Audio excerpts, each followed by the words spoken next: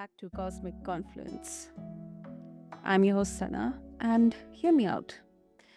There is a rhythm to entrepreneurship that most business books never talk about. It's not just strategy decks and revenue charts, it's the unseen current beneath it all. The energy we carry into our work shapes the opportunities we attract, the relationships we nurture, and even the setbacks we face. Now, today on this episode of Cosmic Confluence, we are going to peel back the layers with someone who lives at the intersection of human potential and intelligent systems. Listeners, welcome my guest, NaRon Tillman. He isn't just building AI tools for entrepreneurs, he's guiding leaders to align their energy, intention, and vision so that growth feels less like a grind and more like a flow.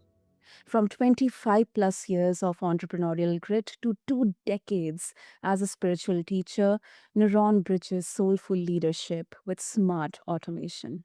And in an age where the hustle can burn us out and AI can speed us up, he's here to ask, how do we slow down enough to build something that actually feeds our soul? And also, we'll get some of the answers as well here. So, with that, Naram, welcome to the show, and I'm really, really excited for our conversation. Thank you so much. I had to look and see who you was introducing. You know what, Naram? We all are the heroes and the heroines of our own stories and journeys. So, yeah, everybody is unique, everybody is special. So I really believe, you know, I really feel thankful to introduce each and every guest on all of our shows. So yeah, this is you, and thank you so much, Naran, for being a part of this show. So I'll just begin, with first trying to understand the role of energy in business, because traditionally we look at business as a something, very practical, data and numbers oriented. It's all about profits, it's all about inputs and outputs.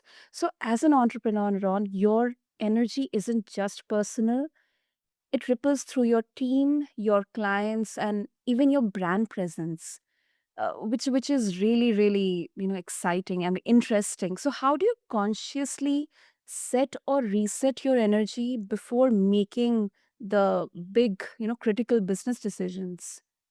Well, first of all, let's look at the brand, and I'll answer the question. But I'm glad that you said even in our brand setting, because there's a brand that's visible, and that's the way that we make our logos, the way that we send out our emails, the way that we do our websites. But then there's a brand that's invisible, and that's the energy part. So, what I use is a tool that uh, called powered thinking before I go into any meeting, and that's me just reflecting on what am I presenting, not necessarily trying to anticipate the answers of the customer or anything like that, but just making sure that my presentations are tight. Um, Mhm. trying to think about any questions that may come up so that I can provide answers on the spot. The one thing that you have to do, and I did this lesson called the Mindful Marketer on Listenable. When we talk about being mindful of our customers, when we look at a customer avatar, we just think about how we're going to sell them, but we're not really, we need to really take more time to think about who they are. And that's where that energy connection comes. This is the laws of attraction, or I have something that they need, but I'm not the only one that has it. So I have to really align with the energy of my customer, and I really have to understand how they feel if they've been hurt before by another salesperson, if they feel like I'm being too pushy, if they feel like I'm not being fast enough. So all those things are feelings, and feelings are energy. That's true. That's true. And that's a very to me it's very, very crucial, like the connect you establish, because energy cannot be faked. You can fake your achievements, you can fake your accomplishments, you can, kind of mask it by, appearing very happy or jovial or energetic. But I always kind of, I'm also sensitive. I also can get a sense when maybe the client or the person, in fact, my team members, if I'm communicating with them, how are they reacting or how are they responding, or whether they are also, very proactively engaging with what I'm trying to say. Sometimes it can really, put me in a lot of self doubt. Has it happened with you, Naran? Of course, self-doubt is a part of the process, though. No one comes in. My biggest thing, my first business was construction. Okay. So when I was, that wasn't something that I loved to do. I didn't really know anything about construction. My business partner, my mentor, who I wound up calling my dad, saw something in me that I didn't see in myself, and he brought me into his business. So when we got into construction, um, my first dealings was commercial. There we measured everything. We it was easier to put a package together because everything was done by square footage, Yeah. right? Then you times out by men and days and all that. Well, yeah, so you can come up with a number. When we got into home improvement, I had to really learn the customer. Mhm. Like if you bring me to your house and say I want a new kitchen, I really have to sit down and explore does a new kitchen mean to you, because a new kitchen to you and a new kitchen to my last customer and a new kitchen in the commercial building, it's three different things. Mm. So I had to learn how to do kitchens for $1,000 all the way up to what somebody says, hey, I want all the designer tiles. I want all new designer cabinets. I want all new custom stuff. I don't want stuff from Home Depot or Lowe's. I don't want it to be. So that's where the energy comes in understanding that there's not just one cookie cutter for Mm. each customer. And sometimes we may be in businesses that doesn't really align with who we are energetically. Yeah, that makes sense, Naran. That makes sense. And when the stakes are high, I mean, it's so frequent these days. I mean, we are technologically evolving. There's so much happening at each and every front. It's affecting not only at the business end, but also in our personal lives as well. So when the stakes are high, Naran, do you lean into more inner stillness or into high density intensity momentum? When the stakes get high, I kind of tend to sometimes get a little Mm. nervous and start questioning myself. That's my loop. That's my drawback. And that's something that I had to work on, right? Uh, Mm. having those conversations when the customer's not really satisfied, right? Yeah. That Yeah. the whole fear of answering the phone and having to have to go back and forth, or having to Mhm. chase an invoice, like those things cause the heart to palpitate. But how do we calm ourselves or center ourselves or ground ourselves in those moments? The problem is, if we don't have tools to do that, we'll self-medicate. Where Mm. we see a lot of entrepreneurs who have addiction problems, whether Yeah. alcohol or because they're just trying to get that energy off, right? So they start to get other vices. They may have family issues because they don't really they come home and they had a tough time. They don't really know how to separate, excuse me, or to turn off Mhm. that energy, that high volume, that phone is constantly ringing. They're chasing, they're chasing, they're chasing. Because when we're in business for competition and not out of creativity, that's what happens. And me being in New York, fast paced, competitive, I'm looking at what the next person is driving. I'm looking at how this person is looking. I'm looking at that. That energy gets into us and we start to be competitive, and we don't really have that time to value ourselves. We hustle, we move, we walk, we go, we go, we go. But you can be business person of the year and father of the year because we create our own calendars. We create our own time. Wow, that's really powerful. That's really powerful. I think a lot of founders they can definitely relate to this. When a calendar is packed, your mind is spinning. Situation Mhm. not be in your favor. It's really fascinating to know how intentional energy work can shift that entire outcome. I'll be very honest, Naron. So I was into sales and then business development, and now when I'm kind of uh, it's a more of a it's quite uncertain. The times are quite uncertain. Uh, Earlier, I used to really get tensed, sweaty palms, and I used to like stutter. Oh my goodness, that was really scary. But I'm still learning that. Okay, just at that time, I kind of communicate with myself. Okay, take some time, take some deep breaths, have some water. It's kind of like shutting shutting the dam and kind of making the water still, calming myself. And then one of the best method which I really find useful is writing things down. Okay, these are the factors which are affecting. Okay, these are the options available to me. What should I do? That really makes me very calm. And I'm glad that you brought that up. One of the things, I'm going to go back to power thinking. One of Mm. the techniques that I teach um, executives, if if you know you have a huge project or a huge day ahead of you, Mhm. or let's say that sales meeting, if you take a few moments before you start your day and just Okay. sit before you pick up the phone, before you respond to an email, even before you brush your teeth, just sit with yourself and breathe. But we breathe through the nostril. Nostril based breathing helps to Mm. calm the nervous system. When we breathe through our mouths, it actually speeds up the heart rate. That's where we trigger fear, fight, flight, or conflict resolve in the brain.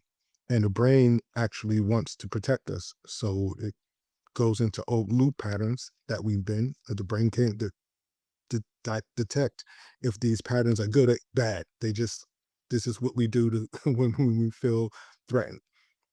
But now imagine, because we don't use our imagination anymore, but imagine that sales call. Imagine the tough parts of the call, but go to the end of the call, your desired result, get that vision in your head, and walk back all of the micro steps, the mini movements that is going to happen in that sales pitch. And when we replay it in our mind, we create what we call our own simulated deja vu. We force the deja vu. It's not like, oh, this happened before. We made it. We intentionally made it happen. And through this repetition, I write about this in my book that's coming out this fall, um, Awakening I Am, Internal Awareness in the Digital Age, or AIH. And we want to be like the same thing with AI. We want to prompt our mind for success. And success doesn't necessarily always mean I'm going to get the deal, but Mm. success means that I got through that pitch. And with each pitch I go through, with each time I do these techniques, then it becomes habit, it becomes habitual, and it becomes a part of my repertoire, it becomes a part of my routine. Like a basketball player or some athlete sitting in front of their locker, cutting out the whole world and tying their minds into what it is that they're about to accomplish. Entrepreneurs need to be able to do that too. Hmm. That's very well said, Naran. And congratulations for your upcoming book. That is super. Thank you. Okay, so as you mentioned about AI, and how do you ensure here your energy and your team's energy stays aligned with the systems you automate? I have to always remind them that why we're doing it. If why can't be money. That's rookies get into business for money. Right? Oh, I want to make money. Like that can't be your company's why. That can't be your team's why. Because if why is for money, then the next time somebody gives you a better offer, you're going to go somewhere else. The why has to come from within. Then everybody on the team has to be aligned with why we're here. Or um, uh, I always refer to Jesus as the master marketer. If he had thousands of people behind him, and then he gives his mission statement, and he's left with 12 people, And he turns to the 12 people and he says, are you going to leave too? Because if you're not aligned to the mission, then you don't need to be here. We get caught up in having big teams, but we can do more with small teams that are aligned than big teams that's grumbling. Mm. Wow. Yeah. I really love that. I really love that example. Um, and with this, I also would like to. I'm really curious to know, like, as a spiritual leader and entrepreneur, Naran, how do you reconcile moments when you get that dilemma? The most profitable path isn't aligned, isn't the most aligned one energetically. It's funny because so my first businesses had nothing to do with mindset, internality, or none of the things. It wasn't until s- a few years ago, probably probably 10 years, Mhm. 10, maybe 8 to 10 years ago, that I started to see that my value to the world was this stuff that we're talking about. And how now I can take my knowledge of business, my knowledge of marketing, my knowledge of my experience behind a pulpit or microphone in the traditional sense and craft what I do now. I work with seniors, teaching yoga movements and breath work, trying to give them their mobility back. I teach in inner city schools, and that helped me to really, really look at not just the movement part, not just the motion part, because I separated all of these things, my spirituality, my business mind, and all those things, and I began to now blend these things together. Um, and that blend is germane for today because we're living now in a time when neuroscience is really starting to show people that there is a spirit inside of humanity. And they're no longer pushing that conversation away. AI is opening up opportunities. When I look at prompt engineering, this is what the book is really about, prompt engineering for AI, because I learned that.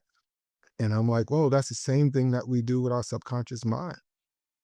That's true. So I found a lane where I can take all of my knowledge and be able to feed my family with it. Mm. And that's Mm. what entrepreneurship is about. It's not about competition, it's about creation. No one can do what I do, and I cannot do what anyone else does. We can all do what we do and what we're designed to do. We're designed uniquely to do what we do, but we don't spend time with our mind to figure out what it is that we do. That will take a bit of time to understand, but that's very profound. And you know what, Naron, I was on another conversation with another one of my incredible guests, Donzel Legend, and one thing that he mentioned as an entrepreneur, it was more around legacy. Whether it's your team or your family members or you know anyone of on in your acquaintances, um if you are doing something which has a value purpose and you have to put in your valiant efforts into it, then you have to make sure that you are not only um aligned with yourself, but you're also aligned in helping others to get uplifted as well. So Yeah, th- mm, that's a valuable point. But my concepts of legacy may be a little bit different sometimes because we, now again, my first business is construction. I've seen parents struggle to pay for houses Mhm. for their kids who reject it, who doesn't want to live in a house. Like, and they're like, oh, I'm leaving this for my kids, but you don't know what our kids, or we don't know what our team is Mhm. going to do when we're gone. So I'm like, how can I be highly impactful while I'm here, and I'll leave for other people to find out how they can be impactful when I'm gone. Because my son, doesn't want to do what I'm doing. He wants to do something else, and I'm not going to force him. But I will support him in doing what he does. My daughter is a musician, and I used to do music too. So, but I'm not going to force them to to do what I do. I used to try to make everybody a business owner, but that's business is not for everyone. That is also true. Yeah, I agree. I agree. And even I was in a huge dilemma with this question: is entrepreneurship or business for everyone? I had asked few of my friends. One of them answered, I am aware that I won't be able to be in that position to have an accountability to that everybody's livelihoods depend on me, and I'm better suited in a more kind of a corporate setting, in a 9 to 5 setting. uh, Hmm. so that's a kind of self-awareness that I really really appreciate, that not just to be in a trend, or not just following a trend, that everybody's now into entrepreneurship or getting business minded. You are. During COVID, everybody became a coach, Yeah. and because they didn't really have said they didn't really have to go nowhere, and the check was coming in the mail, right? Now COVID is over, the check stopped coming, everybody went back to work. Now the real coaches can really coach, and the real podcasters can podcast. Awesome, awesome. And before we wrap up, NaRon, if our listeners they would like to connect with you, get a hold of your podcast, and I'm very sure they'll be looking forward to your upcoming book as well. What would be the best way? So walkinvictory.me is the website. It's still a little under construction because it was kind of all over the place. Now I have a very clear vision about what what the website is going to look like. So I'm excited about that. Probably by the time the show's out, that website will be crisp and clean right now. And then uh Walk in Victory is the name of the podcast. We also have a podcast called Why and How Online, and that Walk in Victory is for entrepreneurs. Why and How Online is for entrepreneurs also, but it's just really centered around dealing with your online presence, why and how that's important. And then I also have a One Ministries Network podcast, and that's just me preaching every Sunday. So got something for everybody.